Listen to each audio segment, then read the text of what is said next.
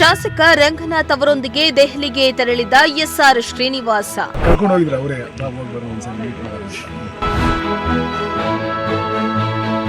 ಖಾಸಗಿ ವಿಚಾರವಾಗಿ ದೆಹಲಿಗೆ ತೆರಳಿತು ಎಂದು ಮಾಧ್ಯಮಕ್ಕೆ ವಾಸಣ್ಣ ಸ್ಪಷ್ಟನೆ.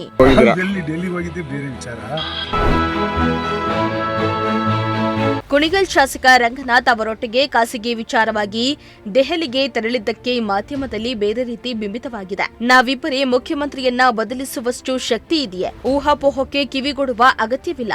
ನಾನು ಯಾವ ಬಣವೂ ಅಲ್ಲ, ಕಾಂಗ್ರೆಸ್ ಬಣ ಅಷ್ಟೇ ಎಂದು ಶಾಸಕ ಎಸ್ಆರ್ ಶ್ರೀನಿವಾಸ ಗುಬ್ಬಿಯಲ್ಲಿ ಸ್ಪಷ್ಟನೆಯನ್ನ ನೀಡಿದ್ರು.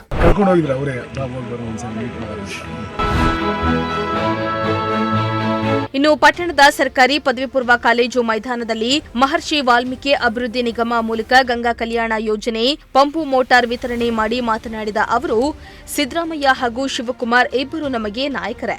ಸಚಿವ ಸಂಪುಟ ಪುನರಚನೆ ಆಗುವುದರಲ್ಲಿ ನನಗೆ ಸಚಿವ ಸ್ಥಾನಕ್ಕೆ ನೀಡಲು ಶಾಸಕ ರಂಗನಾಥ್ ಮನವಿಯನ್ನ ಮಾಡಿದ್ದಾರೆ ಎಂಬುದಷ್ಟೇ ನನಗೂ ಗೊತ್ತಿರೋದು. ಮತ್ಯಾವ ವಿಚಾರ ದೆಹಲಿ ಪ್ರವಾಸದಲ್ಲಿಲ್ಲ ಎಂದು ಮತ್ತೊಮ್ಮೆ ಸ್ಪಷ್ಟಪಡಿಸಿದ್ರು.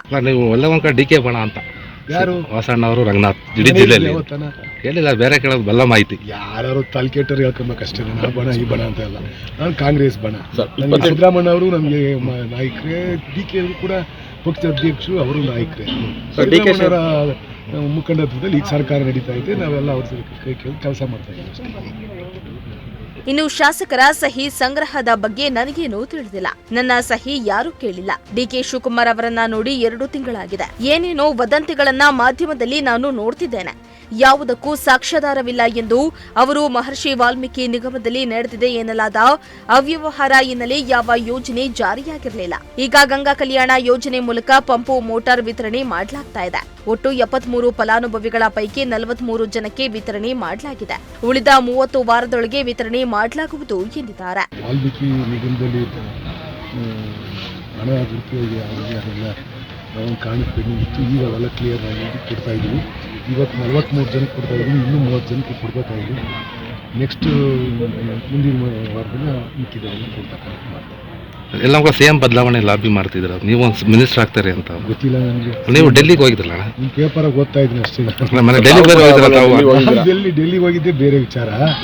ನಾನು ಡೆಲ್ಲಿಗೆ ಹೋಗಿ ಇಳಿತಿದ್ದಂಗೆ ನಾನು ನೋಡಿದೆ ಇದರಲ್ಲಿ ಪೇಪರಲ್ಲಿ ಎಲ್ಲ ನಿಮ್ಮ ಮೀಡಿಯಾದವರೆಲ್ಲ ನಮ್ಮನ್ನು ಹುಡ್ಕಾಡ್ತಿದ್ರು. ಯಾಕೆ ಹಿಂಗೆ ಹುಡ್ಕಾಡ್ತಾರೆ ಅಂತಂದರೆ, ಇಲ್ಲೆಲ್ಲ ಹಾಕೊಂಡು ಹೊಡಿತಿದ್ವಿ ಬೆಂಗಳೂರಿಗೆಲ್ಲ. ಅದಕ್ಕೆ ಅಲ್ಲಿ ನಾವು ಏನಕ್ಕೋ ಬೇರೆ ವಿಚಾರಕ್ಕೆ ಹೋದರೆ ನೀವು ಪೂರಾ CM ಚೇಂಜ್ ಮಾಡೋಕ್ಕೆ ಹೋಗಿವ್ರೆ. ನಾನು ರಂಗನಾಥ್ ಇಬ್ಬರು ಹೋಗ್ಬಿಟ್ಟು CM ಚೇಂಜ್ ಮಾಡ್ತೀವಾ? ಸುಮ್ಮನೆ ನಿಮಗೆ ಪೇಪರ್ ಇದು TV ಓಡಬೇಕು ಹಾಕ್ತೀರಷ್ಟೇ. ನಾವೇನು CM ವಿಚಾರಕ್ಕೆ ಹೋಗಿರಲಿಲ್ಲ.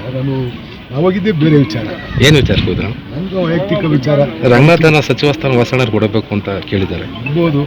ನಿಮ್ಮ ಮನಸ್ಸಿಗೆ ನಿಮ್ಗೆ ಅನಿಸುತ್ತೆ? ಇಲ್ಲ, ಕರ್ಕೊಂಡು ಹೋಗಿದ್ರೆ ಅವರೇ, ಹೋಗಿ ಬರೋ ಒಂದ್ಸಲ ಮೀಟ್ ಮಾಡೋದು. ಹೋಗಿ ಮೀಟ್ ಮಾಡೋಣ ಅಂತ ಹೋದ್ರೆ ನಿಮ್ಮ ಅಬ್ಬರ ಜಾಸ್ತಿ ಆಗ್ಬಿಡ್ತು, ಅದು ವಾಪಸ್ ಬಂದ್ಬಿಟ್ಟು. ಎಲ್ಲ ಒಂದು ಕಡೆ ಡಿ ಕೆ ಶಿವಕುಮಾರ್ ಸಹಿ ಸಂಗ್ರಹಣೆ ಮಾಡ್ತಾರೆ ಶಾಸಕರು ಅಂತ.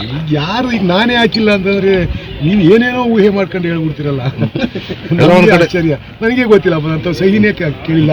ನಾನು ಡಿ ಕೆ ಶಿವಕುಮಾರ್ ಮೀಟ್ ಮಾಡೇ ಇಲ್ಲ. ಸುಮಾರು ಆಲೇ ಒಂದು ತಿಂಗಳು 2 ತಿಂಗಳಾಗಿರ್ಬೇಕು. ನನ್ಗೆ ಅದ್ರ ಬಗ್ಗೆ ಏನು ಐಡಿಯಾ ಇಲ್ಲ. ಇನ್ನು ಈ ಸಂದರ್ಭದಲ್ಲಿ ಕಾಂಗ್ರೆಸ್ ಅಧ್ಯಕ್ಷ ವೆಂಕಟೇಶ್, ಮುಖಂಡರಾದ ಗುರು ರೇಣುಕಾರಾಧ್ಯ, ರಮೇಶ್, ರಂಗನಾಥ, ಶಿವಾಜಿರಾವ್, ಮಹರ್ಷಿ ವಾಲ್ಮೀಕಿ ನಿಗಮದ ವ್ಯವಸ್ಥಾಪಕಿ ಭಗೀರಥಮ್ಮ, ಮೋಹನ್ ಇನ್ನಿತರರು ಹಾಜರಿದ್ದರು. ದೇವರಾಜು, ಪ್ರಜಾಶಕ್ತಿ ಟಿವಿ, ಗುಬ್ಬಿ.